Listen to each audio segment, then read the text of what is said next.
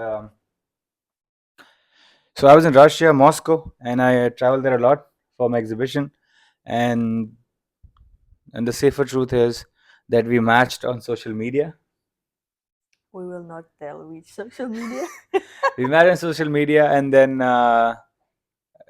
2 years later, not 2 years later, 1 year later, we met in Singapore, and actually took a lot of faith, leap of faith, for me to get Absolutely. there. Yeah, Absolutely. Yeah, it was like we were talking on social media, we're doing video calls, but there's always like whenever you do long distance and you have never met a person and then you trying to arrange this meeting, there's always like this on the back of your head, at least there's like oh what if this, I think for both of us, I'm for not. everyone. Yeah, I'm not sure who messaged first. The list of questions that I will go down. I will read out, and so sort of. Yeah, okay. So she says I messaged first. Um, I guess. I mean, let's say I messaged first. I mean, there's no ego here. Okay. Okay. What is your first impression of me? Well, my first impression was that you are good looking, and yeah, but that's important when you start talking to someone on social media. Yeah. And it was very interesting to talk to you. We discussed a lot of stuff, like we had deep, meaningful conversations, even from the beginning. Sometimes when you start talking to new people, they were like the answers are just simple lines like, yeah, how are you, I'm fine, and that's it. But with us it was like the conversation kept going. Yeah. I think that was very important for both of us because I mean, of course, I mean, my impression of her is like she's beautiful. Um, and most importantly, like we could hold up the conversation throughout the day and throughout the weeks, throughout the months. And but here's the thing: like when we met, we hardly spoke, and she had complaints like, "But we don't talk anymore." I'm like that, but that's not true. We've been speaking for like almost 6 months, and we've pretty much spoken about everything.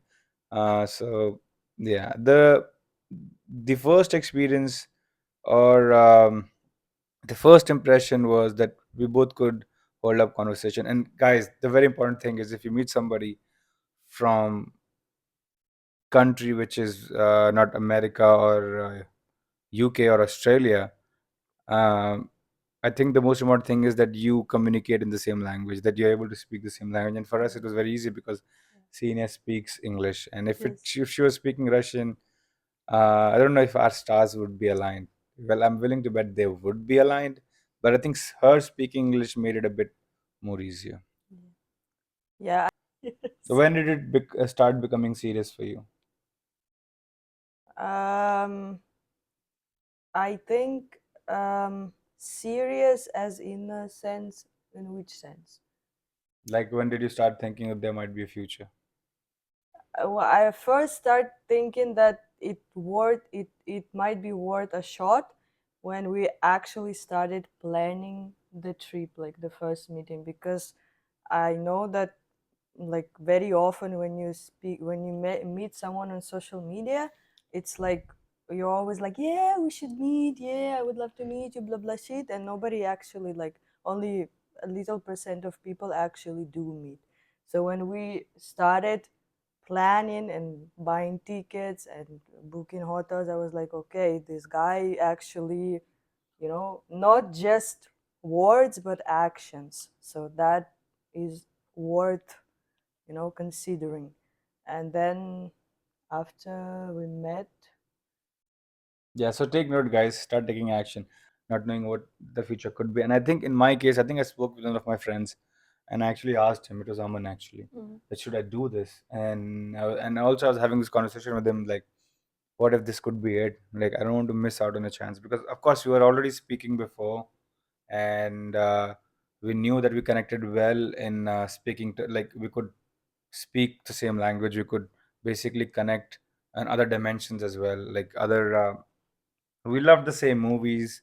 We loved the same sort of uh, we had the same sort of humor. I don't know what else to say. I mean, I think we both love movies so much that majority of our understanding came from that. So we could just speak to each other in movies, pick out phrases from Friends, from How I Met Your Mother, from other like Game of Thrones, and so actually that helped a lot. Like I said, I mean, it was not serious on the first time we met, but I think in the second time we met, after going through the first meet and then coming back to our countries, and speaking with each other again on the phone and connecting again and then meeting again for the second time, I think that's when I knew that what was the hardest part. The hardest part, I think, was the distance itself and the time difference. I think I see it. I think it was a sort of, I would say, a good thing for us, the distance. I mean, that's how I feel, at least initially, because what that did was give us a chance Yeah, to talk a lot, to text with each other.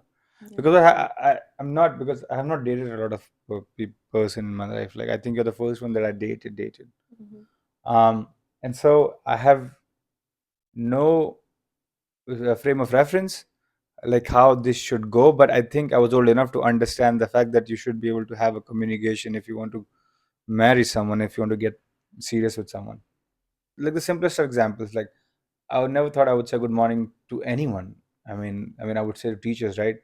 And it was very hard for me, not hard for me, but in the sense, but I couldn't get used to the fact that I would have to say good morning to senior, and she would get upset if I did not. And then, like I said, she needs to give me a chance to uh, say those things to her which she expects, and I took some time in learning that, and I did learn it. And so, like I said, if we, I mean, I for what I think, if we live together or if we lived in the same city, I think most of the conversations that we've had over text messages or over phone calls, I think would not be there. I think we got to know a lot about each other Yeah, while that's we true. were in, and a lot of misunderstanding also happens when you're together. And I think I can count on my fingers actually how many misunderstandings we've had. It's not that many.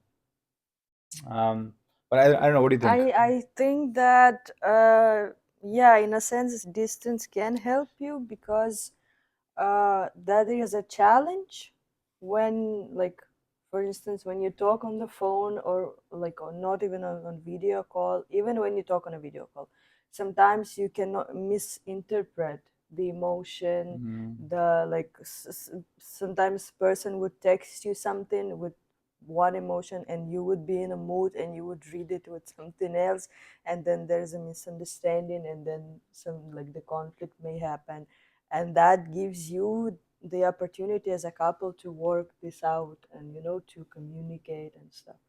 So I guess this helps a lot to learn how to communicate properly, yeah, the whole idea is to because communicate. otherwise it doesn't work. Yeah. If you don't communicate, then it will not work. What we would like to do or say is that whatever situation you are in, we are no experts, but I think whatever hand you're dealt, whatever cards you're dealt, you have to play it. If you can be in a not so long distance relationship, you play that hand, you play that game, and try to know the person. For us, we were dealt these cards, we were dealt these situations, so we made the best of it. Wedding is not the most important thing. Like let me rephrase it. Like the big party that we throw for 500 people or 200 people, it's not the most important thing. The most important thing is how the other person feels. So if the other person is from other culture and other tradition, I'm not sure it would be wise for anyone to just assume that they would be okay with such a big wedding, right? That's for Or sure. or any sort of wedding. So you need to be very careful, and you need to explain all of it to your partner, that this is what is going to happen, this is how many people are going to come, and because it is very overwhelming for them when there are a lot of people coming in taking pictures with you. For Yeah, example, having a photographer for 3 days, spending the money that you're going to spend, right? You need to have all of those conversations because the other person might not be ready for it, yeah. right? And also, I think it's very important to consider, like, if your partner is from another culture, then it's very important to consider that as well. And if they have, like we did, if they have certain rituals, then that's important to honor that as well, Yeah. because the other person should feel like it's their wedding as well. It's not just following Indian traditions, but it's also honoring their own culture. That is like, at least for me, that was crucial, and I am very glad that Yeah. you were on the same page about that. This is it for the for today's video. I think this is a lot of stuff that we talked about on the video. I don't want to keep the video too long, and I'm the actually worried that it stopped recording. we'll see. So the video, the other questions that might come in the comment section, we'll answer them later. But this is Bojan Biryani. We do a bit of short form contact format content, and we've been asked to do a longer format videos so you guys understand what are the expectations and how you can navigate through these problems if you have any from our experiences. So if you like the video, please give it a thumbs up and ask us what other videos to make, and we'll try and make like once a week because we are very on a tight schedule, and we love you all. Thank you so much, guys.